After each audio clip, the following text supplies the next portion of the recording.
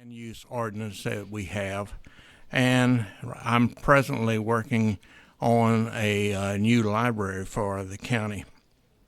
A couple of other projects that we have underway, or one that we're planning. We have a double gymnasium at the Park and Rec, and we are making plans for a new fire station on Duncan Bridge. Some of the organizations that I've been involved in the county, my main one is First Baptist Church in Cleveland.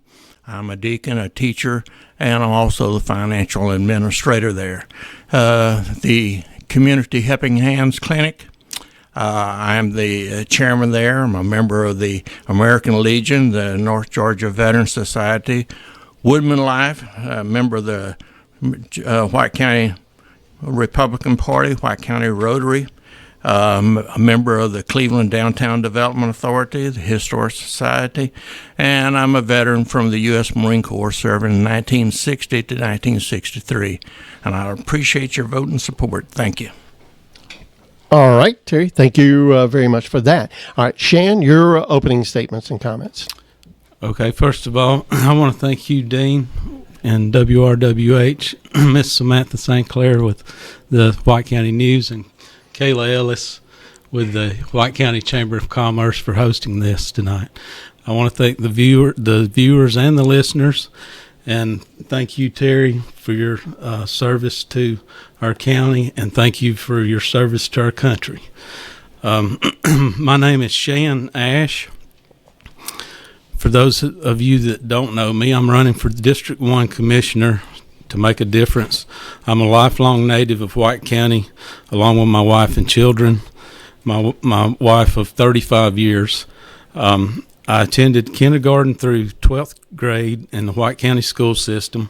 I attended Truett McConnell College and graduated from the University of Georgia with an agribusiness degree. I'm a multi-generational community member of White County. I have a family business in this county as well.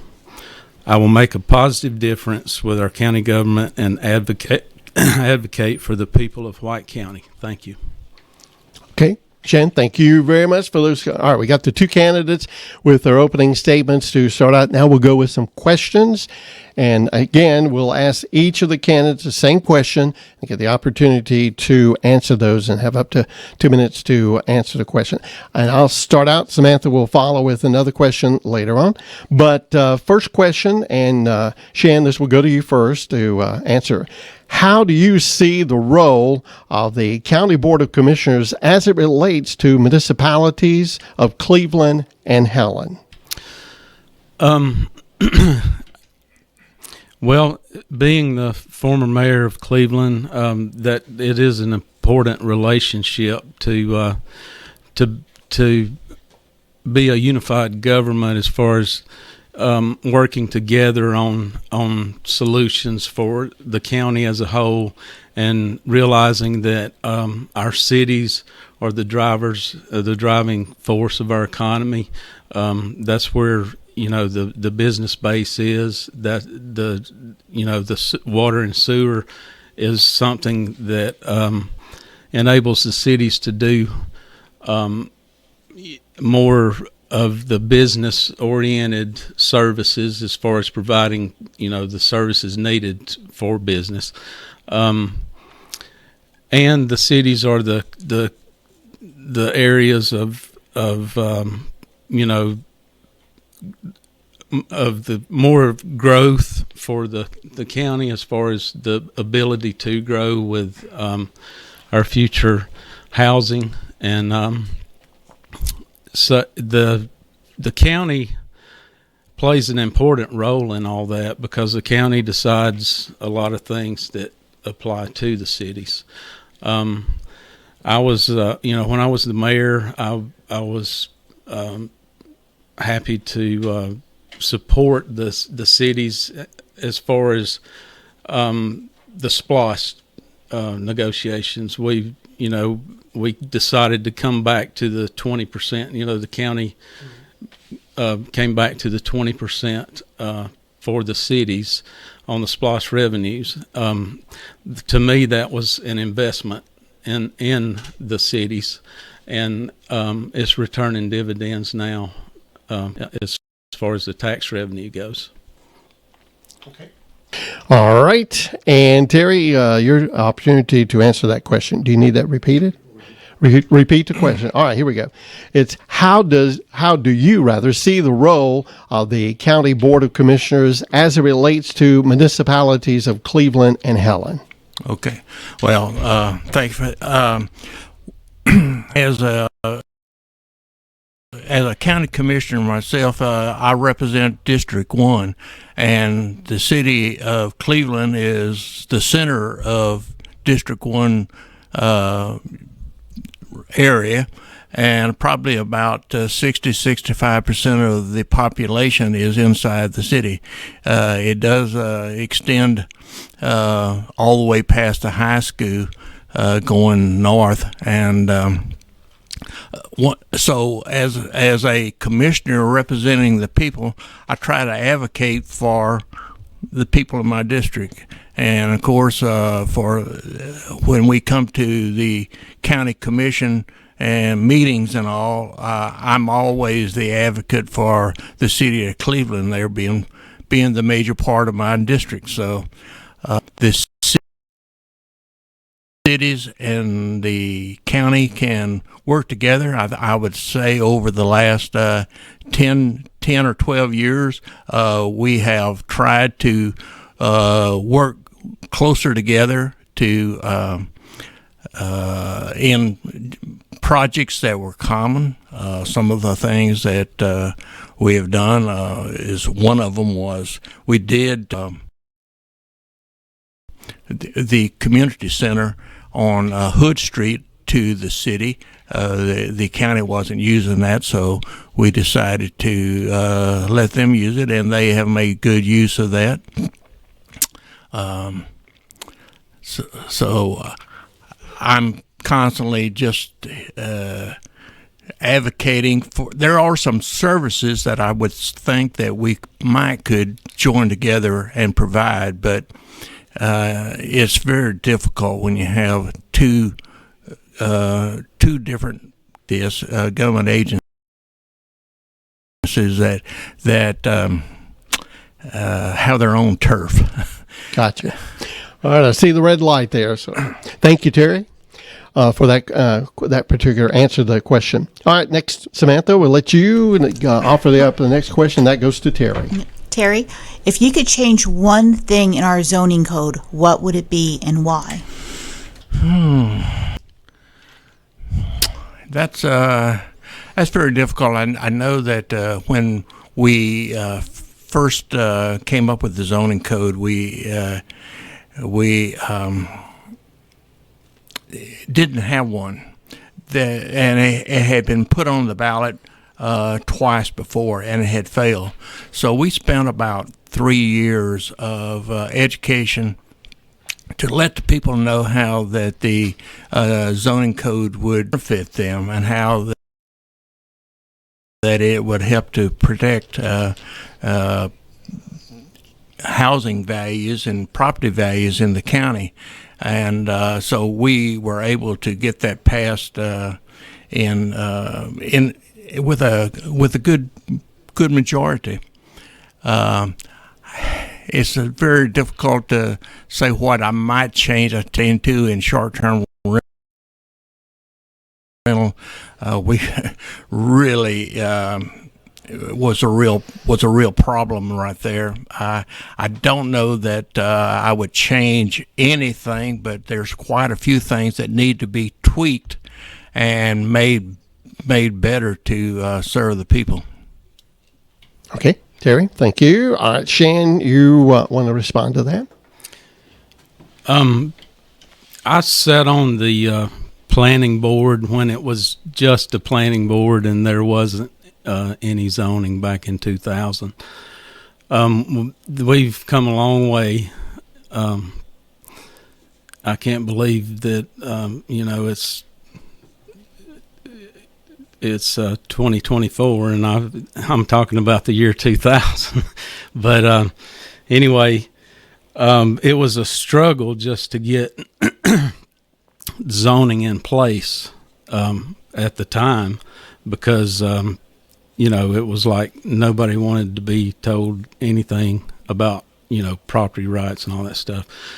But I'm a big advocate of property rights, but the zoning laws and ordinances have served their purpose.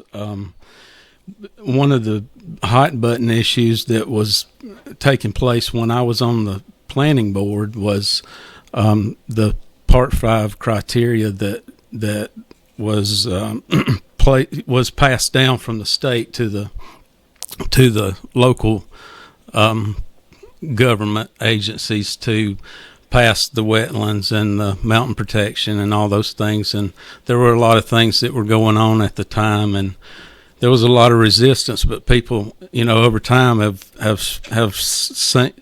seen that has proven to be something good for our area because, one of the nicest subdivisions we have in White County is in our district, and it's the Laciola subdivision, and it's a mountain subdivision, and because of mountain protection, a lot of that, when we're looking at Pink Mountain, you don't even hardly realize that there's houses there. So I'm not sure what I would really change on the zoning, but there is a lot of things that do need to be probably tweaked, and especially with the STRs. But that's something that is part of our tourist trade that's going to have to be dealt with. But that's kind of where I'm at with the zoning issues. Okay. All right. Thank you very much. Let's see. Move on to the next question here. And Shan, we'll let you pick it up. If elected, what 3 steps would you take to put our county on a firmer financial footing? 3 steps to put our county on a firmer financial footing. That's the way they put the question here. And again, these questions coming from business leaders within the White County Chamber of Commerce and White County area. Okay. Well, anytime you're preparing budgets, you always want to make sure you have a healthy fund balance. You're having to make hard decisions because when I was the mayor and budgets were presented, everybody wants everything. And, that's kind of the way things are presented to you when you're looking and preparing budgets. You almost feel like Stretch Armstrong. Sometimes you're getting pulled in so many different directions. We have to work off balanced budgets, and so step-wise, I don't know exactly. What I would do is just make sure that you have to go line by line. All government agencies are audited internally, by outside auditors, and the budget process is tough sometimes because you have to provide services that that's your responsibility to provide services for the community. So it's hard decisions that that's something that you just have to look at on a case by case, line by line item every year to decide where those monies are going to be spent. All right. Terry, your answer or response? Okay, well, we just had a budget hearing this morning, as a matter of fact, and so little old White County here is now looking at about a $30 million budget. And as far as the financial soundness of the county is very sound. It has been. We constantly maintain a fund balance that is in excess of 3 months, And I remember one time we had a fund balance even up to 6 months, and that was really kind of unusual. But it didn't stay there for a real long. But one of the problems that we have as far as finances in White County that some other counties don't have is that we don't have a big commercial or industrial base, and so the ad valorem tax that we get is placed on the backs of the homeowners mainly. And so we try to, we do have a couple of other revenue sources. One of them is the loss tax, and that's you have 7 cent sales tax, and 1 cent of it is a loss, and out of that we generate about $500,000 a month in that, and we are able to take the loss money and put it into our general fund. Now the other penny that we have there is a splosh money, and we use that for capital assets, and we also use it for pay raises, for buying sheriff's department cars, and for fire department. So I think that our county is in really good financial shape, and we have some very conservative commissioners that will keep it that way. Okay. Terry, thank you very much. Okay, next up, Samantha will have our next question, and for Terry. Okay, Terry. Farm wineries in our community have proven to be an asset to tourism industry, agriculture industry, and our quality of life. With the development of a brewery as well, would you support the development of a distillery in the county? Why or why not? I tell you, I think that, well, I'm not necessarily against alcohol coming into the county. I don't participate in it myself, but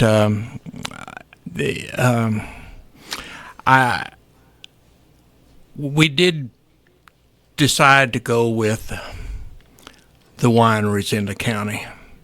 And that was probably, we thought that, we would go this far. And so every time something about alcohol comes up in the county, it has always been, well, if you'll just give us this, we'll be happy with this. And so they come up, and we gave, we went with the wineries and all, and we got that. Then the next thing we know, they want to do beer sales in the county. They want to do drinks at restaurants and stuff. And so we went ahead and provided these opportunities for the restaurants, because we didn't want the restaurants in the unincorporated part of the county to be at a disadvantage to the restaurants that were in the city of Cleveland or Helen. So we wanted to put them on the same footing as them. We have a brewery, and so we have allowed that. But I'm just not. It seems like enough. It's never enough, and I'm not in favor of a distillery myself, and I just don't see the real benefit to the county to have one. All right, Terry, thank you. All right, Shan, your chance to answer that question. Well, it's pretty simple with me. Micro distilleries and micro breweries are kind of a novelty thing that, in this area now. They kind of tell a story of our areas. It's becoming more and more popular, but the easiest thing to me to do would be to do what the city of Cleveland did and put it up for a referendum. Let the people decide. All right. Very good. Okay, moving on. Next question. We'll try to move on. Our time's really going fast here for today, for this evening. But next, Shan, this will be for you to start out. This has to deal with infrastructure. Infrastructure plays a crucial role in the success of business. What is your strategy for improving and maintaining infrastructure in our county to support the needs of small business, such as transportation? And how do you fund the project, too, also? Well, most of the infrastructure, for business is in our cities, because we have the sewer and the water, and that's something that I dealt with, and something I was proud to be part of as far as the upgrade of the city sewer plant,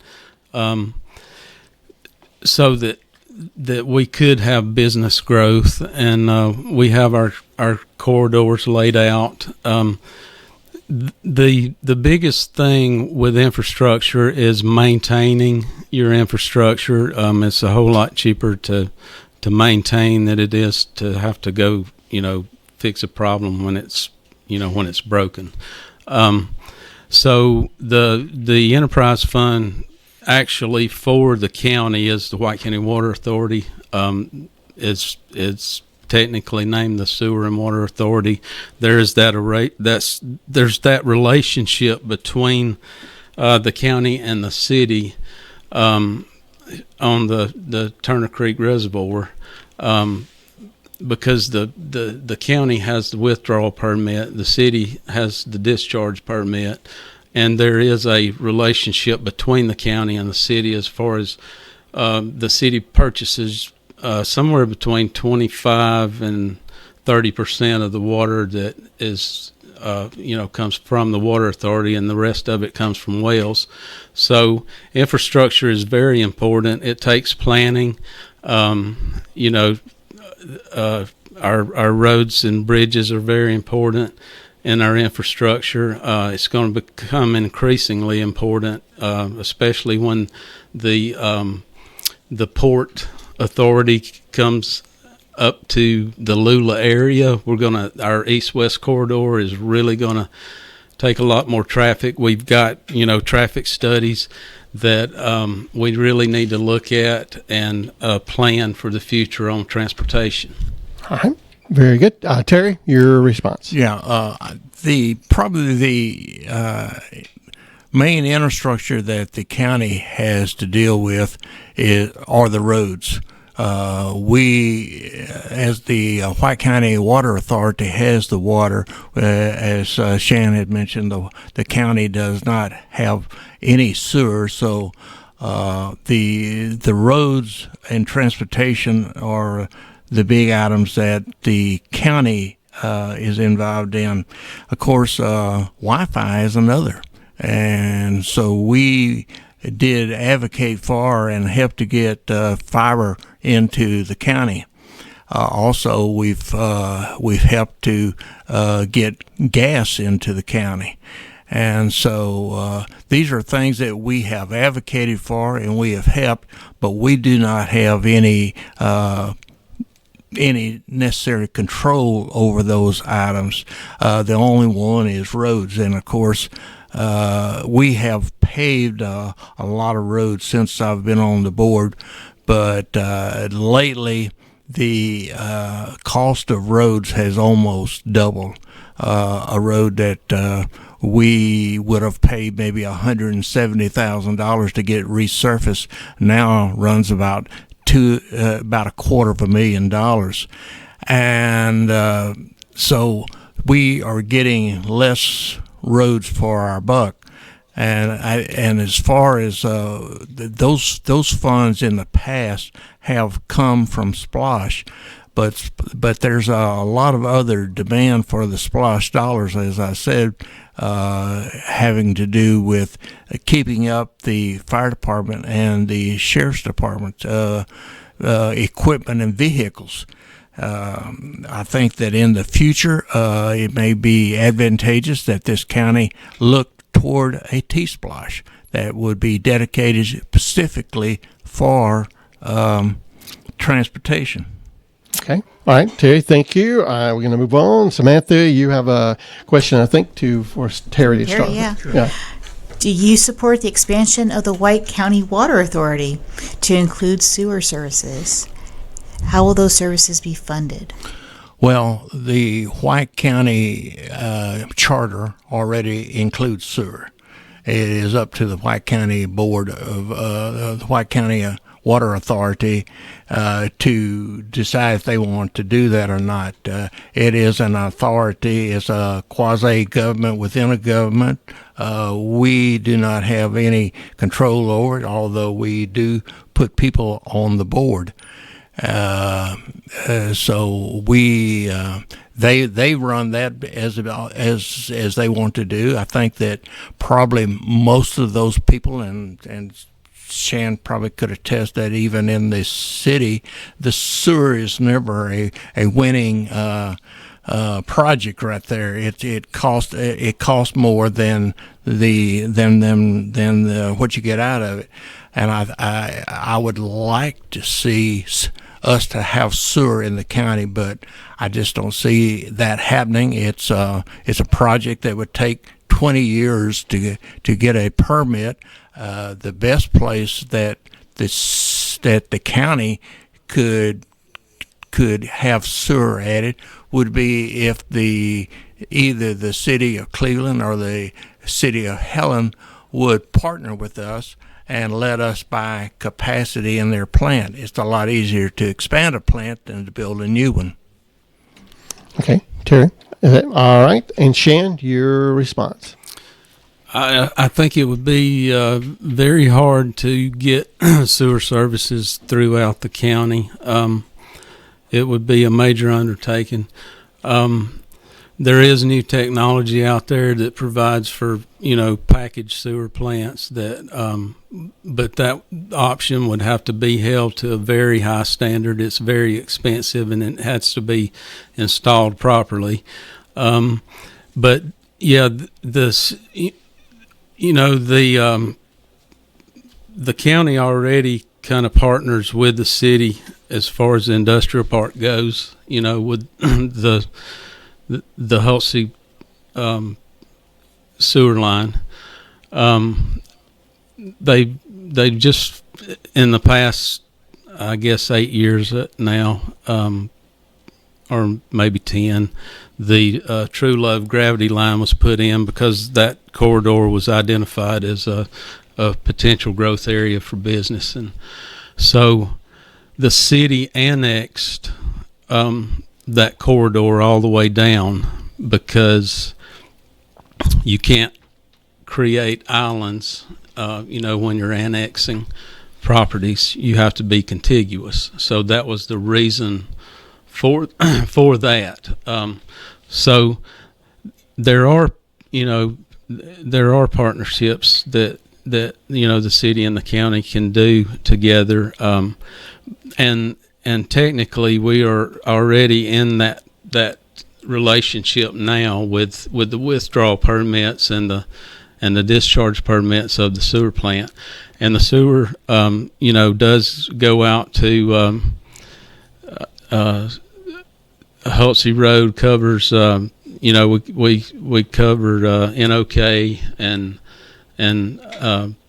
other businesses, so there is a potential for some partnerships there. All right. Okay, hold on. I'll get the next question for you as we try to speed along here to get these questions in before our time. We're going to try to get as many as we can in. But next question is, how do you envision collaborating with businesses, educational institutions, training programs that prepare a skilled workforce for White County? Collaboration is very important in government. I think we're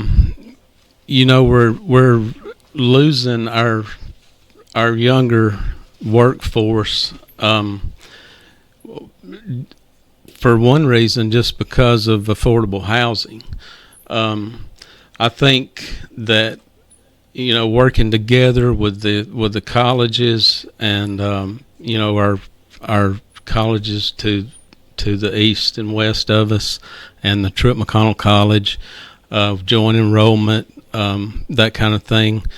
Where our graduation rate has increased. We have a very good school system, but we're losing that younger group right now because of the cost of housing, and therefore losing some of our workforce. And healthcare is a very growing industry now.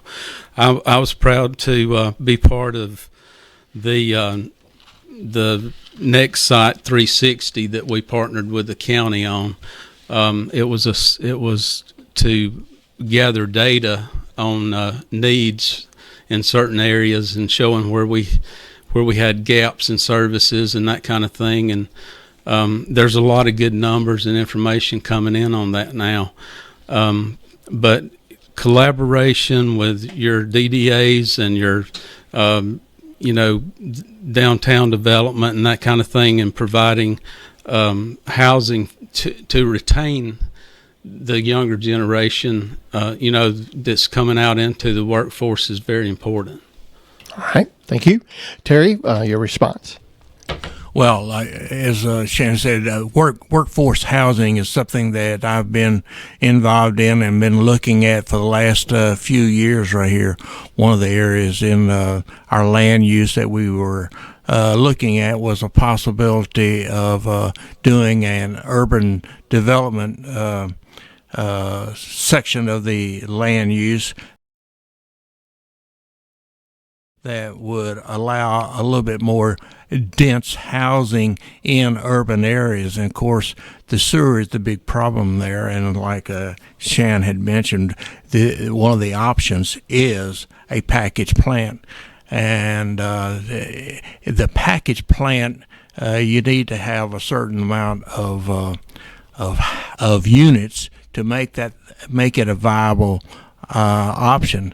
It also the density of housing. If you want to try to reduce workforce housing to get it down to a point that people can buy them, they're going to be smaller houses. Our minimum size house in the county right now is 672 square feet. However, tiny homes are down in the 400 range, and I think that there's a place for them in the county, but what we need to do is to manage that growth right there so that they're not someplace that reduces the property values of those around them.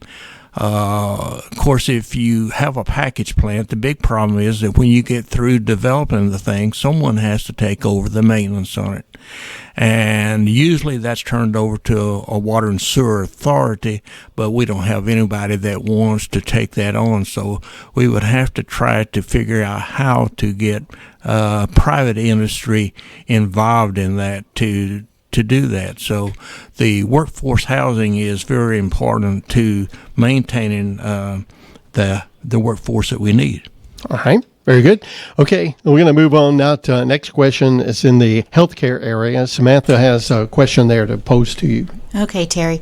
How do you plan to support local healthcare providers and facilities to ensure they can meet the needs of our community, including addressing any shortages in healthcare services or specialties? What's the last? Including addressing any shortages in healthcare services or specialties. Okay.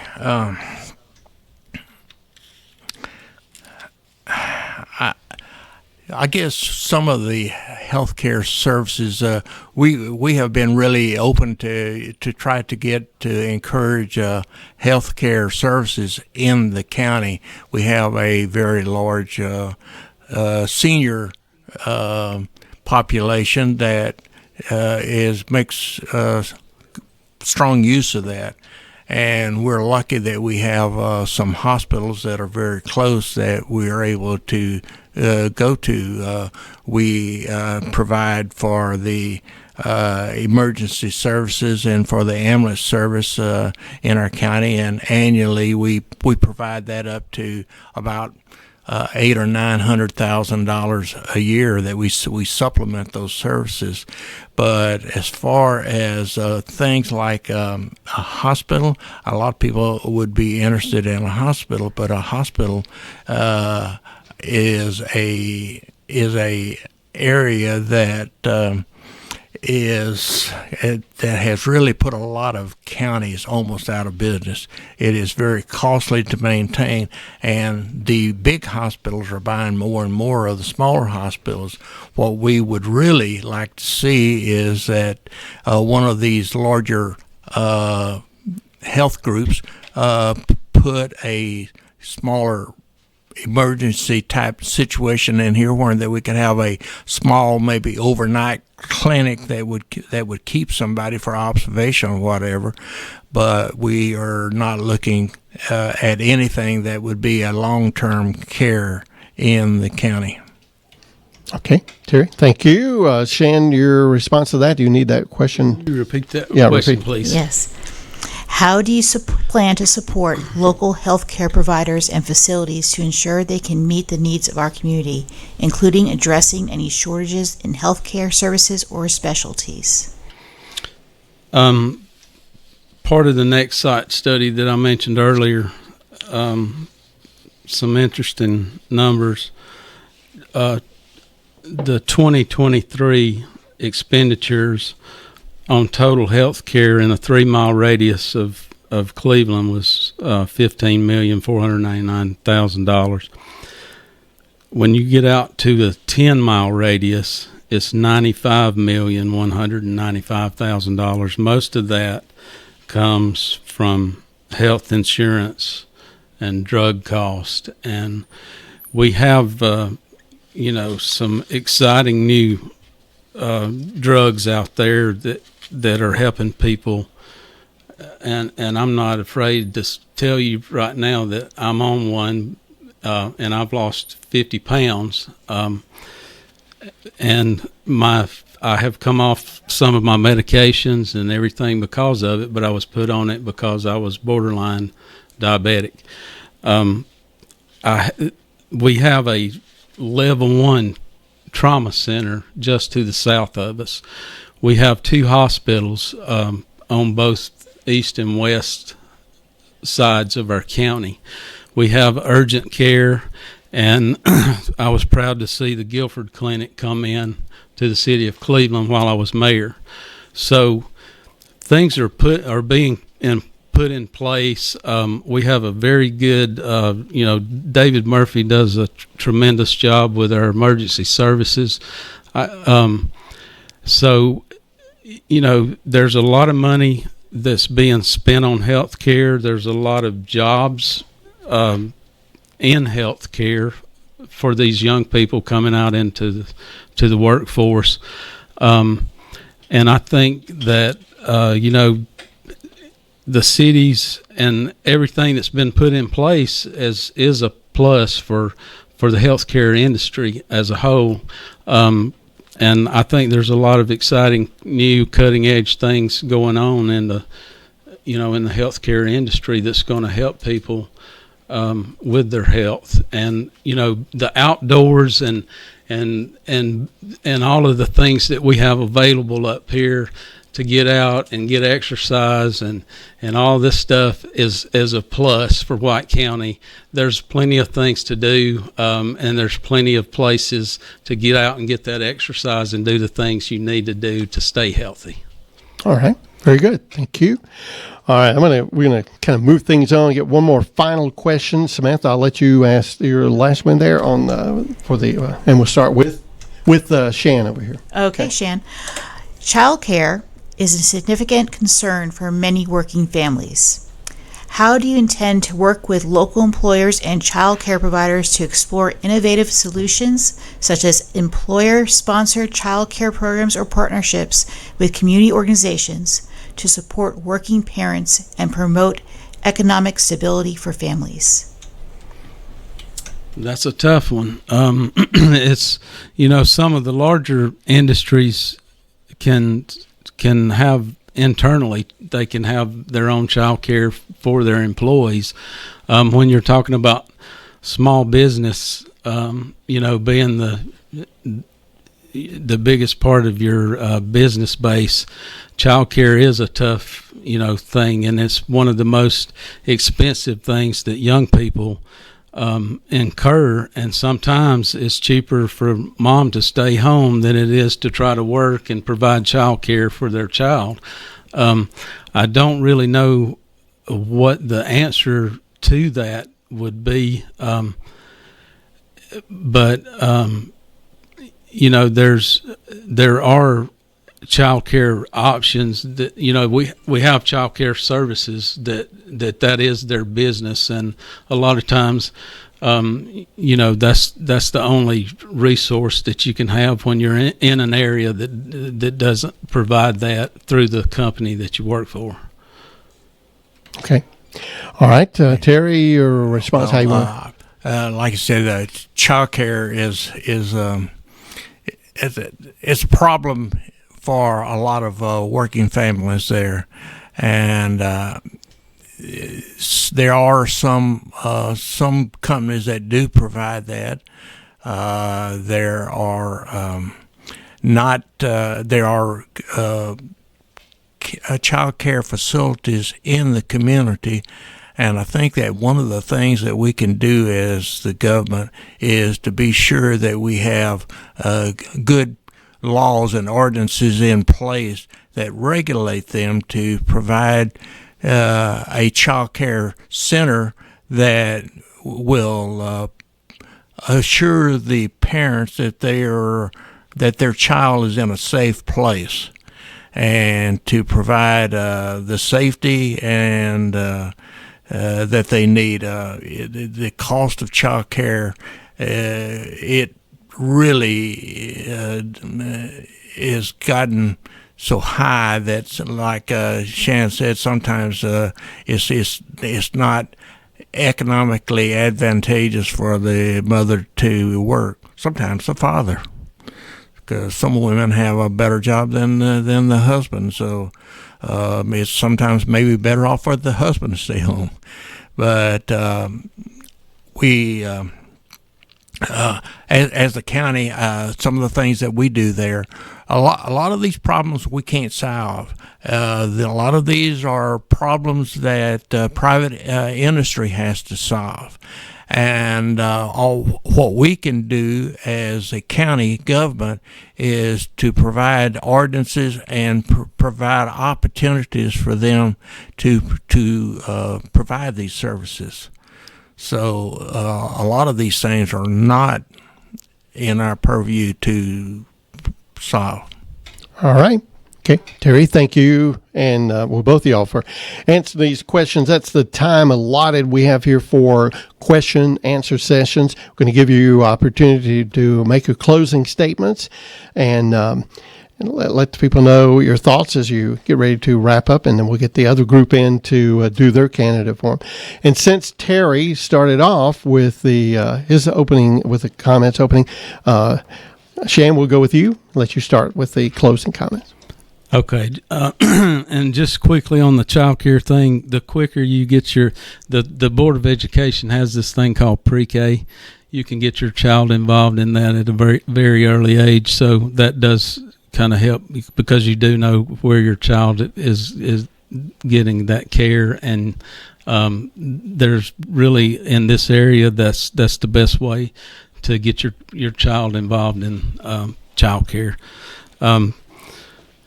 In closing, during my 4 years of service as mayor of the city of Cleveland, I assisted with the expansion of the water infrastructure and constructing a new water tank on Underwood Farm Road, and receiving an Appalachian Regional Commission grant to expand water distribution along Hulsey Road to help retain a major employer in the county. I guided the initiation of the wastewater treatment plant expansion to meet the environmental standards for future growth. I supported returning to the 60-40 split of SPLOST revenues to the cities of Cleveland and Helen during the 2020 SPLOST negotiations with the county. The cities are the driving force for local option and special option sales tax revenue. I also helped businesses cut through red tape to get started. Being a local business owner, I know the difficulties of starting and maintaining a business. I know that business is critical to the heartbeat of our county, providing services and tax revenue. I also helped with the day-to-day running of the city of Cleveland. My background of being mayor of Cleveland for 4 years, being on the county health board, being on the county planning and zoning board, being city representative on the White County Water Authority board, attending multiple governmental trainings, being a local business owner, and my practical knowledge has prepared me for the District 1 Commissioner position. My experience in being a lifelong resident of White County matters. Thank you. Thank you. All right. And Terry, your closing comments for today. Well, I have been the county commissioner for 13 years and going on 14. And during this time, I think that my past record speaks of what I will be doing in the future. The projects that I advocate for, I'm a very strong voice on our county commission. And I moved to White County 30 plus years ago. I came here. I enjoy the place. It's my home, and the people that move into the county here see this as a great place to live, work, and play. And as such, new people are coming into the county all the time, and we need to be sure that we can advocate for to create a situation that we can manage the future, that we can preserve the past, and that we can continue to grow as one of the premier counties in Northeast Georgia. All right, Terry, thank you very much. Thank, again, both of y'all for participating in the candidate forum here this evening. Candidates for District 1, Terry Goodger and Shan Ash. And we're going to take about a minute break here, and we'll get the other two candidates in. This is for District 4, White County Board of Commissioners. Get those in, and we'll start that candidate forum up in about 1 minute. So stick around with us here on WRWH.